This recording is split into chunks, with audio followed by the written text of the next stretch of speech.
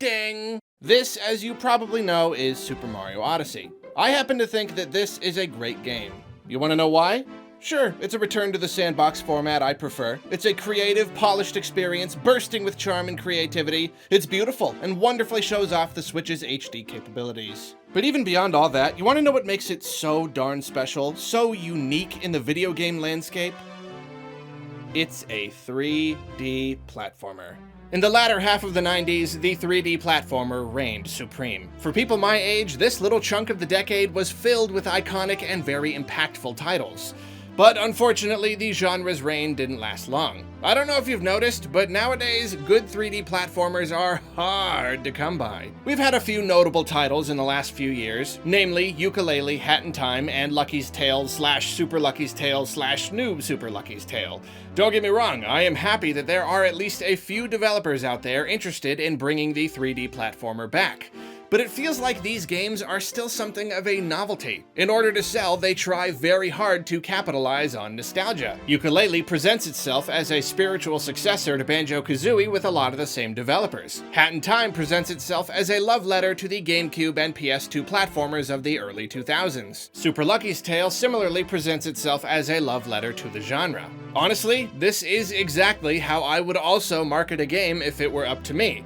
It's just disappointing, though, that the 3D platformer has not only been out of vogue, but also straight up ignored for so long now that the very idea of a brand new 3D platformer is surprising and novel. Because it's not that the number of notable high-quality titles out there has decreased in the last few decades, we're talking near extinction here. Years and years going by with zilch. And if you ask me, I say that's a real shame. We are extremely lucky to have Mario, but the fact that we've got to cling to him so tightly to get our once-in-a-blue-moon 3D platforming fix is just sad. So today I'd like to make a case for why I don't think Mario should be Nintendo's only platform hopper allowed in the third dimension. Why Nintendo should allow more of its series to have access to that elusive third D.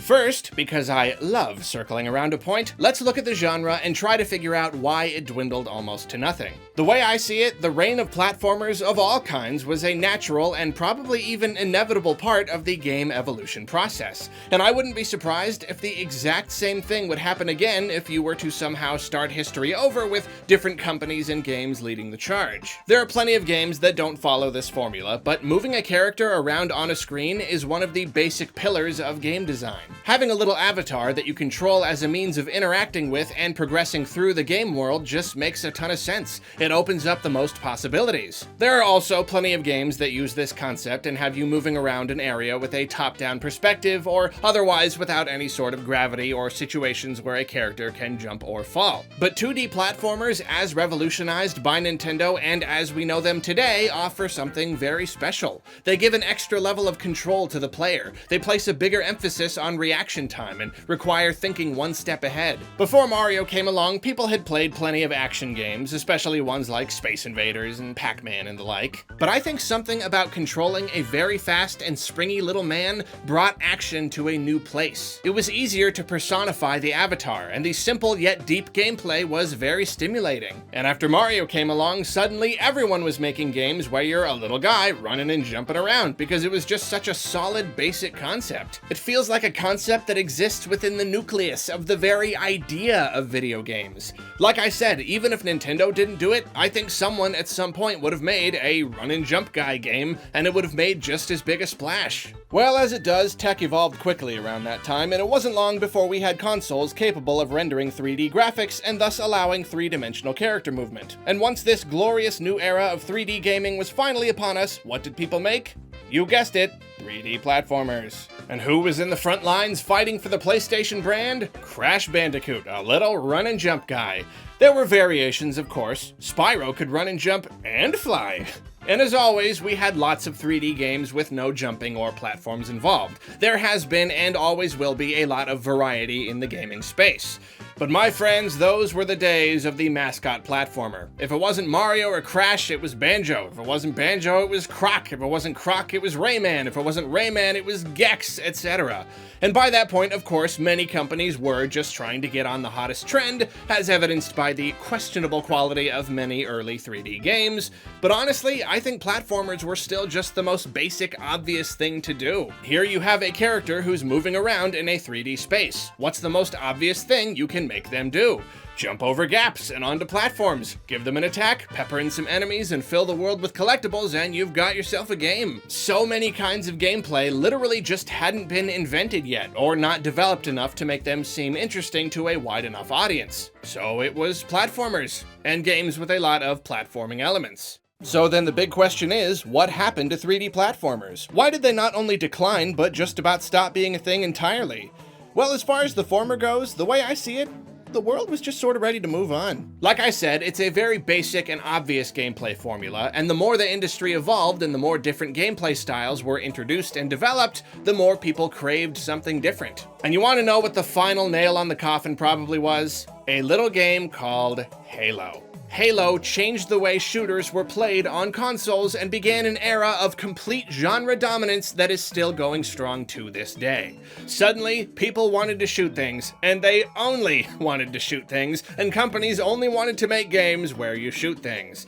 Okay, obviously that's a bit of an exaggeration, but Halo really did change the gaming landscape, and after that, platformers declined sharply and eventually all but went the way of the dodo. But it's common for genres to rise and fall in popularity, yet they never really go away entirely. So why did 3D platformers become so rare? 2D platformers have always stuck around, as they always will, so why are 3D ones different? Well, the concept of running and jumping is obviously used in a lot of games without being the central focus. For a while, jumping was more of a combat tool, important for traversing the battlefield, but not necessarily the overworld as much. This was especially true in first-person shooter games. Since then, the industry has started producing more third-person games, and titles like Uncharted have actually brought honest-to-goodness platforming back into the public eye.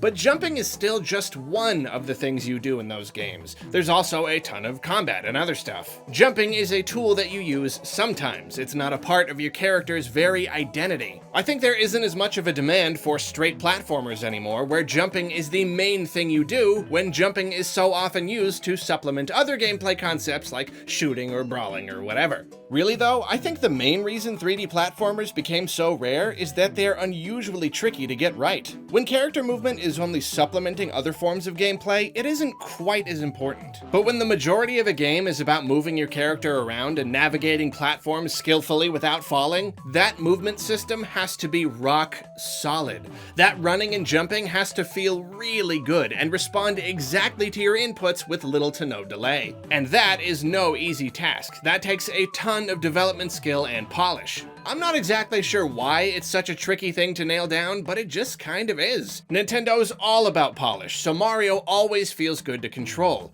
But other companies really struggle with movement and controls. I think they always have. It's why a lot of old platformers don't hold up super well today. We played them and enjoyed them because they were there and they were all we had, but it's easy to see now that making a good 3D platformer takes a lot of doing. 2D platformers, not nearly as much so. Sure, it takes skill to make movement feel good, and plenty of developers fail, but it doesn't seem nearly as complicated when you're dealing with only 2 dimensions. Furthermore, I think it also comes down to level design. When a character can only move left, right, up, and down, there's not nearly as much that goes into the design process. It's a lot more straightforward. But creating compelling levels in a 3D space? That can be a complicated business. Very linear games like Super Mario 3D World are a little simpler, but anything else takes a ton of planning and forward thinking. Sandbox areas in particular are tricky. How do you make traversal fun? How do you require a good amount of actual platforming without making that traversal tedious?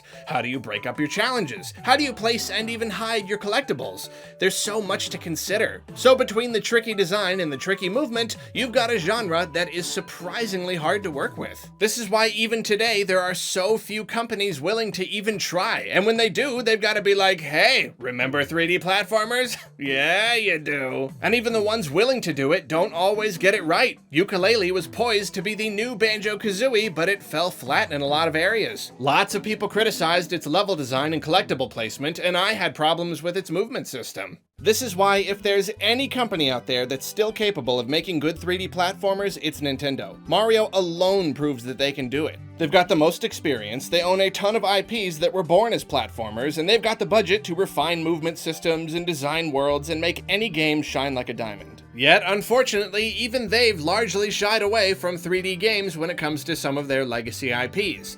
In the early 3D days, going 3D was the thing to do. It was seen as an evolution. Donkey Kong went 3D, though it was something of a misguided effort that, in the eyes of many, was less of a platformer and more of a pure collectathon to the point of being tedious. But it was still a 3D effort, and since then, Metroid also made the jump to 3D. In fact, there was very little in the way of 2D platformers on the GameCube. Back then, Nintendo embraced the new 3D era quite fully. I thought this was terrific, and longed for the day when just about every Nintendo IP made the jump to the third dimension.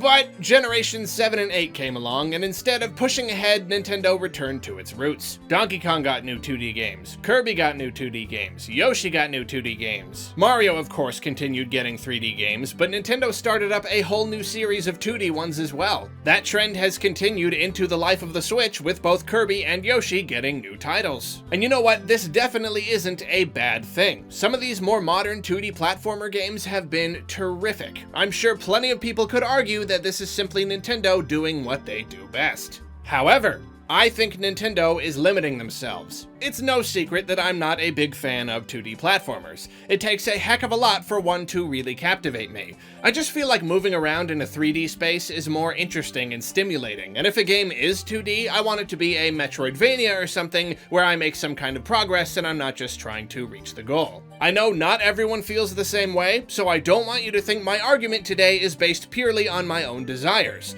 I make my argument because I honestly believe that there are a lot of people who feel the same way.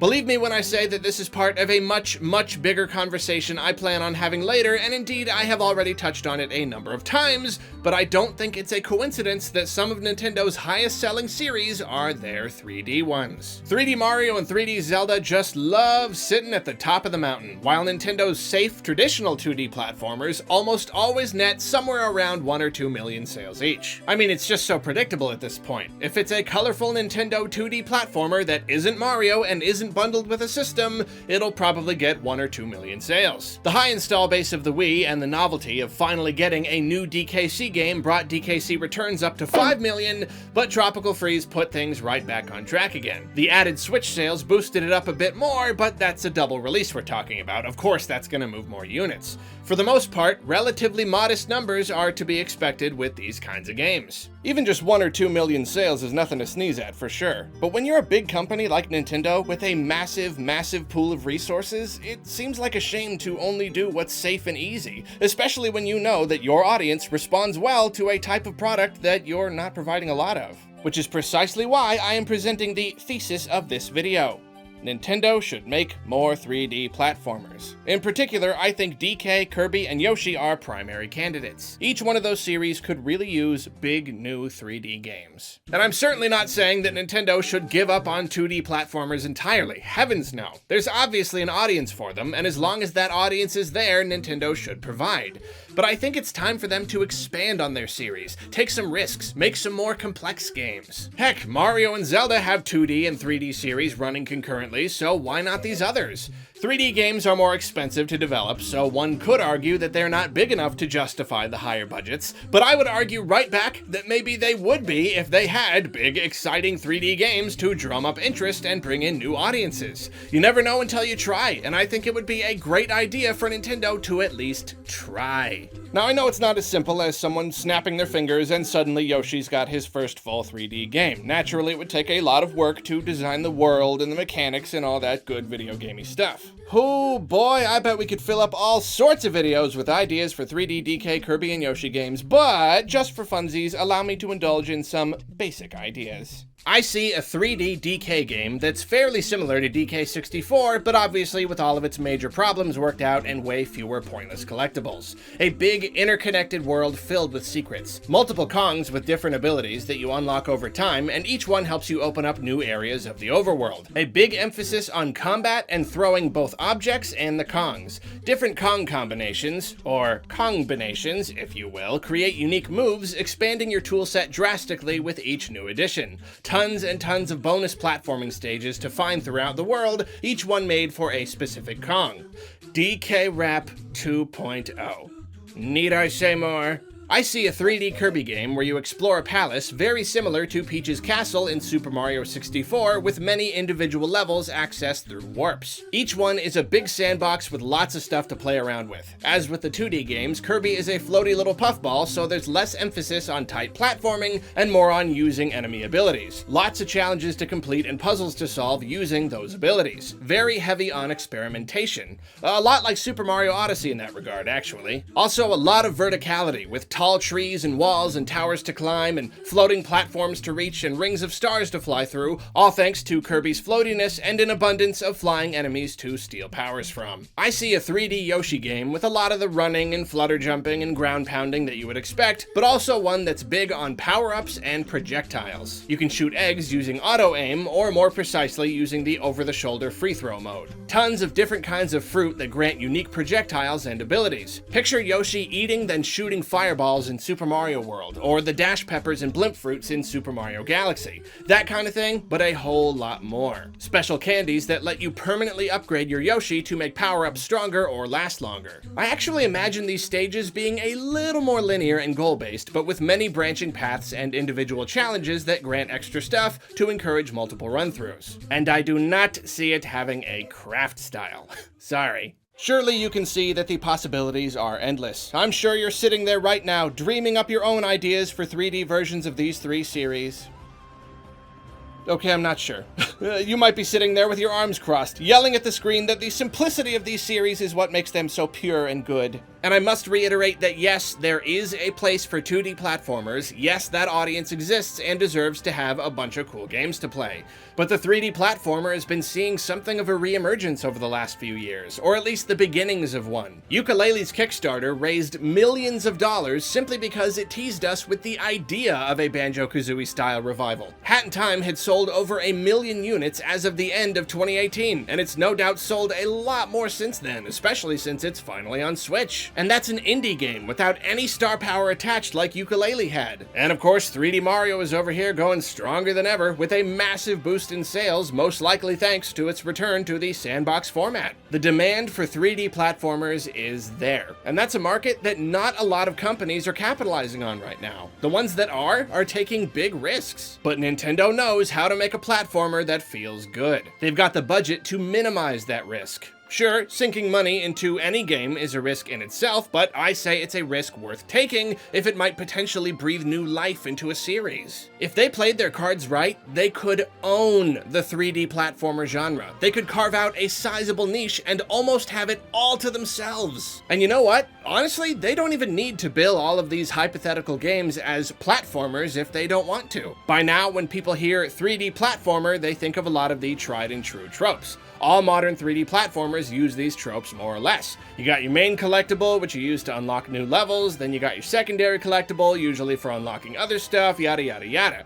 But even just making more games in 3D in general would be great. Even if there isn't a whole lot of platforming, just being more of a non-specific 3D adventure game is still cool. 3D Zelda isn't very heavy on what you would call platforming, but it's still 3D, and it's still really cool, and it still sells really, really well. People like 3D games. 3D games are flashier, they grab attention, they're seen as more modern. Whether or not that's a good thing in a more objective, artistic sense, I don't know, maybe maybe 2D games are the purest form of gaming and I'm a fool for liking 3D ones so much. But I do know that sales matter for Nintendo, and most of their 2D games only sell okay. And I honestly think that 3D Donkey Kongs or Kirby's or Yoshi's have the potential to be very successful, maybe even substantially more so than their 2D counterparts. I could be wrong, but again, I just think it's worth further exploring that side of the market. Before I wrap this up, let's take a look at some sales figures. I will admit, so many factors play into a game's sales, and especially when you're looking at data from many years ago, you can't necessarily apply all of it to what's happening today. But I will ask that you at least look at the numbers, and even if you don't draw any hard conclusions from them, I think they're certainly worth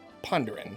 Metroid Prime is the highest-selling Metroid game, doubling Super Metroid's numbers on an install base less than half the size. Its follow-ups did poorly, and the specific circumstances surrounding them is a discussion for another day, but I do think it's interesting that Samus's first jump into 3D made a pretty big splash, even compared to the fan-favorite masterpiece that is Super Metroid. Next, I was surprised to learn that DK64 sold 5.27 million units. That's a pretty darn high number for any game on a system with such a small install base, about 33 million units when all was said and done. Is it possible that people were more inclined to buy it because it came bundled with an expansion pack and they thought they might want it later? There were only a tiny handful of games that used the thing, but it's certainly possible. But I also think it's possible that being a 3D game had at least something to do with it. I mean, nowadays, the gap between DK and Zelda's popularity and sales is laughable. Zelda is a jillion times bigger than DK. But did you know that Ocarina of Time only sold about 2 million more units? And Majora's Mask sold substantially less? There was once a time when DK64 was a more successful game than Majora's Mask. Just let that sink in. I think there's at least a chance that people thought the idea of playing a DK game in 3D was really cool. Or, hey, maybe a 2D game would have sold just as much. There's no way of knowing. On that small an install base, though, I do wonder. Just as I wonder what the sales would look like if DK got himself a new, big, fat, beautiful adventure on the Switch. Or Kirby, or Yoshi, or Ice Climbers. Okay, maybe not Ice Climbers. But at least those other ones. Nintendo made the jump to 3D gaming, then they rediscovered their roots and returned to 2D gaming, but now I'm ready for them to rediscover the jump and return back and forward to 3D gaming again. Something like that. And allow me to present my best argument in favor of Nintendo making more 3D platformers. I want them. I, Arlo, want to have them and play them a whole bunch. And if that's not enough reason for Nintendo, then I just don't know what is. But head on down to those comments and let me know what you think about all this. Are you a 2D platformer fan for life, or do you also think it would be cool to see more 3D games? Even better, tell everyone your own ideas for what Nintendo could do with 3D DK or Kirby or whatever. Thank you for watching, and you have yourself a great day! Oh, 3D platformer time for you, and jumping on the thing!